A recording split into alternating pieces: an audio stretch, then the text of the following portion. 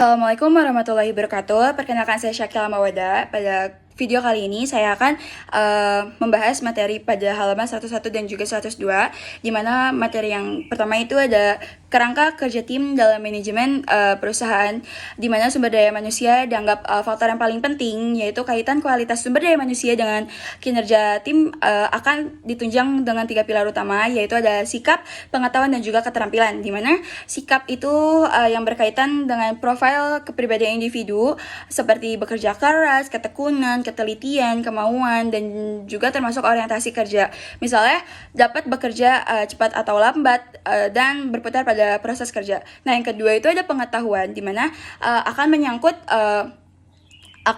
wawasan tentang suatu hal, misalnya suatu pengetahuan yang berhubungan dengan bidang pekerjaan seperti administrasi kantor dan juga seluk-beluk organisasi. Nah, yang ketiga itu ada keterampilan, yaitu berkenaan dengan kemampuan individu dalam menguasai sesuatu bidang, misalnya dalam keahlian teknis nih, yaitu ada bidang komputer, administrasi, surat menyurat, atau keahlian bukan teknisnya, yaitu seperti kemampuan komunikasi, manajerial, dan juga kepemimpinan. Nah, penyangga ketiga pilar utama dalam membangun tim kerja yang bersinergi tinggi itu akan sangat bergantung pada dua aspek penting. Yang pertama ada komunikasi dan juga kerjasama. Yang pertama ini ada komunikasi kan. Nah, komunikasi itu secara sederhananya meliputi kemampuan dalam menggali atau menarik pesan agar dapat dikomunikasikan. Nah, mendengar dalam menerima pesan yang disampaikan dan juga menyampaikan pesan itu sendiri. Dinamika komunikasi itu dalam tim kerja dapat berjalan dengan baik jika seseorang memiliki keterampilan komunikasi antar anggota tim kerja. Di samping itu juga seseorang dengan melakukan komunikasi dituntut mampu berbagi informasi kepada semua anggota tim kerja. Kemudian konsistensi tindakan dengan ucapan, yang dimana itu tuh seseorang harus mampu melakukan komunikasi secara verbal maupun nonverbal. Nah, yang akan mampu meningkatkan kredibilitas. Kita juga dituntut untuk saling percaya antara anggota tim kerja, karena itu dipercayai ketika kita memiliki kepercayaan tinggi, itu akan meningkatkan kerja tim yang lebih baik. Kedua ini ada kerjasama, di mana aktivitas tim kerja yang bersinergis akan mengatur tata hubungan antar anggota tim, anggota tim dengan pimpinan, dan juga anggota tim dengan pihak lain. Nah, kemampuan bekerja sama yang sinergis dalam tim kerja tidak terlepas dari kemampuan seseorang dalam membina hubungan baik antar manusia dalam berinteraksi. Dilandasi dengan cara mengusahakan melihat orang lain secara jujur, artinya mulailah bekerja sama dengan baik, dimulai pada hal-hal yang dapat disepakati bersama. Nah, kemudian ditunjukkan respon atas pendapat orang lain, artinya untuk membangun kerjasama diperlukan kesediaan untuk saling mendukung daripada saling menyalahkan. Jika terjadi kesalahan, segera diakui secara simpatik.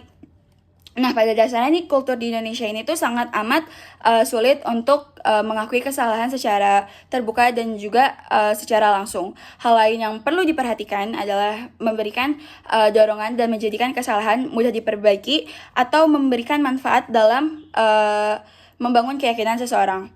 Nah, materi selanjutnya yaitu menciptakan hubungan harmonis dalam perusahaan, di mana manajemen sumber daya manusia memiliki peran yang sangat menentukan karena merupakan aset yang sangat penting dalam sebuah perusahaan. Hal ini harus diawali dengan perubahan paradigma mengenai manusia dalam hubungannya dengan organisasi, di mana mereka sebagai salah satu unsurnya. Nah, seiring dengan perkembangan ilmu dan teknologi, mereka membutuhkan otonomi, keterlibatan yang tinggi, dan juga pengembangan dan aktualisasi diri. Perbedaan pendekatan kontrol pimpinan berusaha mengawasi bawahannya dan memutuskan apa yang harus dilakukan, sedangkan pendekatan komitmen berusaha membangun budaya keterlibatan yang tinggi atau high improvement culture yang dicapai melalui pemberdayaan atau empowerment. Dalam empowerment sendiri itu pimpinan memberikan otonomi dan juga wewenang kepada karyawan untuk mengambil keputusan sendiri terhadap hal-hal yang berkaitan dengan pekerjaannya, dengan asumsi bahwa orang yang dekat dengan pekerjaannya adalah orang yang paling tahu tentang pekerjaan itu sendiri, atau dikenal dengan the person close to the job know it best. Dengan pendekatan ini, seseorang pimpinan itu tuh hanya merupakan katalisator dan juga fasilitator. Nah, materi terakhir yang dapat saya paparkan yaitu ada menciptakan komunikasi secara harmonis, di mana komunikasi dua arah untuk meningkatkan saling pengertian antara pimpinan dan juga bawahan dengan saling memahami. Dengan saling memahami, diharapkan segala persoalan dapat diselesaikan sehingga tidak menimbulkan ketegangan. Nah, untuk menciptakan komunikasi yang harmonis, Stephen Covey yang terkenal dengan bukunya Seven Habits of Highly Effective People, dengan prinsip yang dikemukakannya yaitu see and first to understand, then to be understood. Cobalah terlebih dahulu untuk memahami, baru kemudian dipahami. Nah, hal ini merupakan komunikasi yang empatik karena seseorang pimpinan dituntut harus memahami terlebih dahulu situasi dan juga kondisi bawahannya. Terus peran seorang pimpinan itu dalam perusahaan kadang dihadapkan pada faktor ketidakpastian karir, di mana kondisi ini pada gilirannya akan menciptakan job insecurity yang gejala psikologis berkaitan dengan persepsi karyawan terhadap masa depan yang penuh ketidakpastian. Nah, cukup sekian materi yang dapat saya sampaikan. Kurang lebih mohon dimaafkan. Wassalamualaikum warahmatullahi wabarakatuh.